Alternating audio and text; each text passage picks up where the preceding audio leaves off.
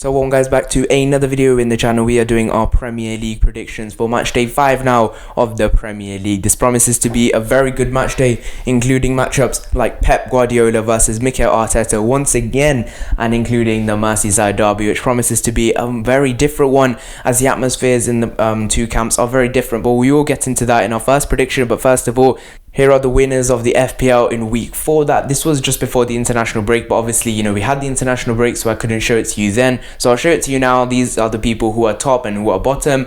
If you haven't joined my FPL league yet, and if you wish to do so, it's in the link in the description box down below. If you click that and you join the league, you can create an account, Google or whatever, create a Premier League account, and you can join my FPL league. So that's enough of showing off what I've got.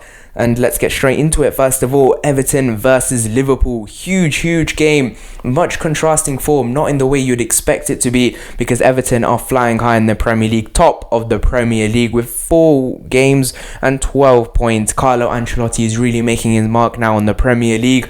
And in their last game, they actually had a very good result against Brighton and Hove Albion, winning 4-2. But Liverpool, on the other hand, well, I don't really need to say what happened to Liverpool, do I? Because I'm pretty sure everyone who has some sense of the Premier League knows what happened to Liverpool, and they lost 7-2 to Emi Martinez's Aston Villa. That's what I'll call them now, Emi Martinez's Aston Villa, man. 10 years at Arsenal, and now he's off to Villa. And what a performance from his team. 7-2 against Liverpool. That was a devastating result for them, and it will leave them in quite a bit of disarray. No, it's quite a big shock. Imagine putting a bet in for like Aston Villa to win 7-2. That would be crazy. The amount of money you'd win from that. Oh my god. But Ollie Watkins got a hat-trick in the game. He got 2, and then Mo Salah made it 2-1. John McGinn and Ollie Watkins again made it 4-1 before half-time.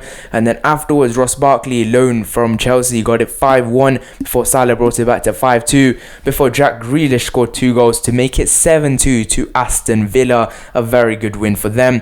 But for Everton, on the other hand, Calvert-Lewin got 1, then Neil Maupay, then Yeremina before halftime, making it 2-1 for Everton. James Rodriguez added 2 more to make it 4-1, and Bissouma got a consolation for Brighton in the last minutes to make it 4-2 to Everton. And I think in this game, I do think this is going to be a game full of goals. You look at the games Everton have played, they do score a lot of goals, shown in that game against Brighton. And Liverpool as well, their defense looks quite shaky, I'll be honest with you.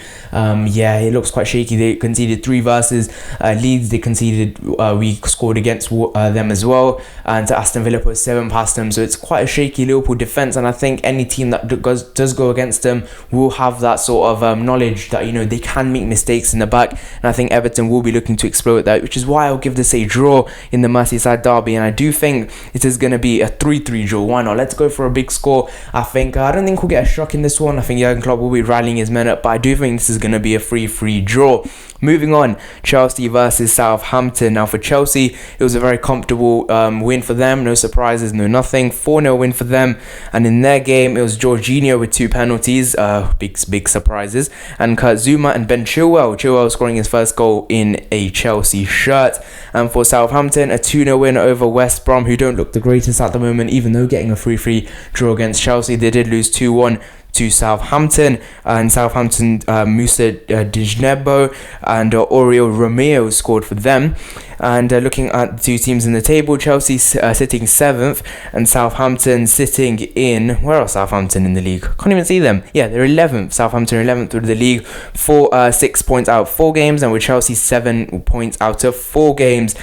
So they are doing alright for themselves as well, Southampton. But Chelsea, they will be looking to get much higher up that table. Obviously, they are hoping for a title challenge, I suppose, but they do need to win this game, which I do think they'll win this one. And I do think it's going to be a 3-1 win for Chelsea in this one.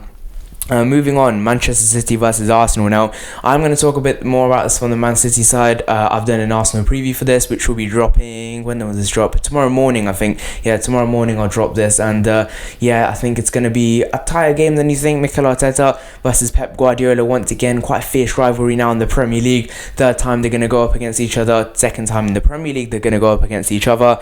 And I do think from Man City's point of view, losing De Bruyne for this game is going to be huge for them. They do need their midfield to turn up. The likes of of Rodri. You need to be good, solid defensively when you have the likes of Partey coming up against you if he does play, and Phil Foden needs to be on his game as well, along with their wings, you know, Riyad Mahrez and who else? Raheem Sterling as well. So yeah, for Man, I'm not going to predict this one because for the simple reason that I'm an Arsenal fan. Don't want to put any bias into this. So this is why I'm going to give this. I'm not going to give this a prediction. So leave your predictions on this in the comment section down below.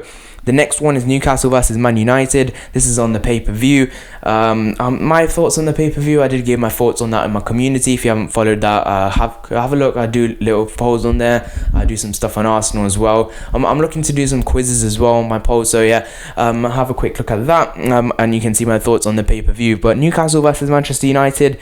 United looking quite a bit disarray, don't they? In their last game, however, they did lose 6-1 to Tottenham Hotspur. A game that really put Solskjaer's job under a lot of threat, because it looks like they are lining up Tottenham's former boss, Mauricio Pochettino, or RB Leipzig's Julian Nagelsmann. But for Newcastle, on the other hand, they've had a mixed bag since the start, and then that last game they did have a good run out at home, 3-1 victors over Burnley. Alan Saint-Maximin scoring, Callum Chambers with a double. I think Callum Chambers will be the one who gets Newcastle a good place in the table. You know, Newcastle needed goals, and they have got that with Callum Wilson, so I think he will score in this game against Manchester United.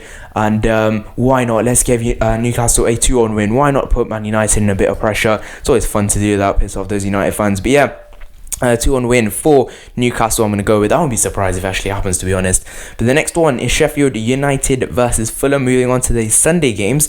And Sheffield United at the moment not looking the greatest. They scored their first goal of the Premier League. They scored Dave McGoldrick in the 84th minute, scoring once again against Arsenal. He scored in the FA Cup as well. And Sheffield United, they're losing all their games, and in the Premier League they are sitting bottom, 19th, 0 points, only 19th because of goal differential, -5, whereas Fulham will have -8. So with Sheffield United, it looks like they are having the second season syndrome, and they are playing Fulham, as I said, 20th. So yeah, it's going to be bit of an iffy one, isn't it? And both teams are struggling to score goals. They're struggling to do anything right now in the league, which is why I can see this one going a 0-0 draw. To be honest, Sheffield United, they really need to step up their game. They did bring in Ryan Brewster. He could be playing in this game, but again, it's a huge gamble on a player that's not played any Premier League football. And he is coming up from the Championship, so he's a lot of pressure on Brewster to get Sheffield United out of this position. But you know, they're a very good team still, and they will get themselves out of it. But I will give this a 0-0 draw for me. I think it will take time for lights at Ryan Brewster to settle in. But the next one is Crystal Palace versus Brighton and Hove Albion. We did talk about Brighton, so I won't do it again. They did lose 4-2 to Everton, but we are going to be looking on the other side, Crystal Palace, and in their last game, just having a quick look now, we did talk about this as well, losing 4-0 to Chelsea. So both teams losing quite heavily to quite decent teams, Everton and Chelsea. So you know, for both teams, they'll be looking to try and get back and bounce back. And Crystal Palace with the likes of Eze and Zaha doing quite well, and Brighton with a very good manager, as I've always said. And I think I can see this going a draw as well, and I do think this one will be a 1-1 draw as well. I do think so, and that's why I'll give it a 1-1 draw. Next one is Tottenham Hotspur versus West Ham United. West Ham United, again, they are looking to sign players before the end of the Friday national window, between the EFL transfer window, I don't know what you want to call it, because the international one is now closed. They are looking to sign Josh King and Brentford's Said Benrahma. They are close on Said Benrahma, but apparently that deal is collapsing, so they are looking at Josh King now for around £13 million.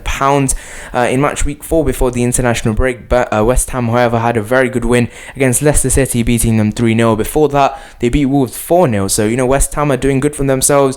And in the Premier League, they are sitting 10th with the only 2 wins they have are against Leicester and Wolves. So, again, West Ham are doing pretty good, but they have lost their other 2 games. So, the inconsistencies in West Ham side do still show. Against the Tottenham Hotspur side, who had a very good win, to be honest, 6-1. It was quite easy against United, wasn't it, for them? Once they got into their groove, they never stopped Tottenham. And I do think they'll win this one, in my opinion. I think West Ham's inconsistencies will show once again, which is why I do think Tottenham will win this one. I don't think it'll be the most comfortable in the world, which is why I'm going to give this a 2-1 win for Tottenham. Next one is Leicester City versus Aston Villa.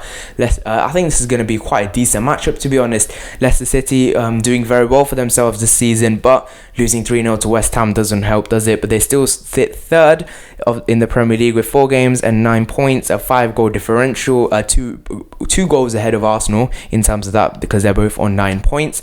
And Leicester City, again, I do think they'll win this one, to be honest, against Aston Villa. But again, their last result, 7-2. I couldn't believe that, honestly. That was a crazy result. I had to keep rubbing my eyes to believe that was actually true.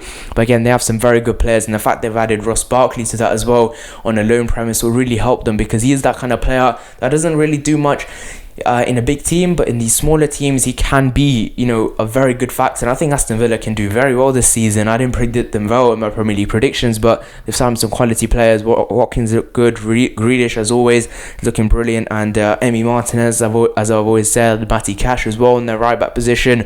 Now they've added Ross Barkley to that, so I think Leicester City will win this one. Still, they've got a lot of quality, and I think Brendan Rodgers will want his team to bounce back from their latest defeat against West Ham United, which is why I'm going to give Leicester a tight 1-0 win in this one. Next one is West Brom versus Burnley. Two clubs that are sort of struggling in a way. West Brom not doing great for themselves, getting only 1 point from 4 games, and that 1 point being against Chelsea. And Burnley, on the other hand, again, not great either. They did lose 3-1 to Newcastle, and the only player scoring for them was Ashley Westwood. They've not done enough in the transfer window. They didn't sign anyone, so they clearly haven't done enough.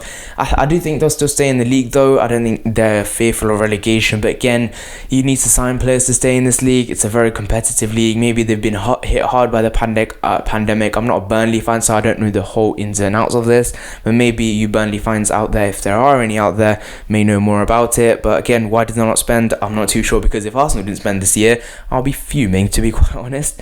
But yeah, in this game, I do think Burnley will win this one, to be honest, against West Brom. Actually, no, I'll give West Brom the win in this one. I think West Brom will turn up in this one. They have been very inconsistent, but maybe against teams like Burnley, where their technical players like Pereira could do a job for them. So I will give West Brom a 2-0 win in this one. Next one, last one on the Monday night, is Leeds United versus Wolves. A very spicy matchup, I must say myself. Leeds United 1-1 draw versus Manchester City, doing very good for themselves. Wolves, on the other hand, they did alright as well, beating 1-0 Fulham, but before that they lost 4-0 to West Ham. So again, those scars will still be there for Wolves. But I think Leeds and Wolves, they look like two very similar sides in terms of their ability, what they can do, and how they can hurt the bigger teams. So I think I can see this going a draw, to be honest, quite a goal-filled draw, which is why I'm going to give this a 2-2 draw. So yeah, this is it for my Premier League predictions. Do you agree with them? Do you not agree with them? Don't abuse me in the comments. Either just politely give a reason why you won't agree with me. But yeah, everyone's human, everyone has their own opinions, everyone gets things wrong, everyone doesn't get things wrong. So if you have enjoyed, please like, subscribe. See you guys in the next one. Bye, boy.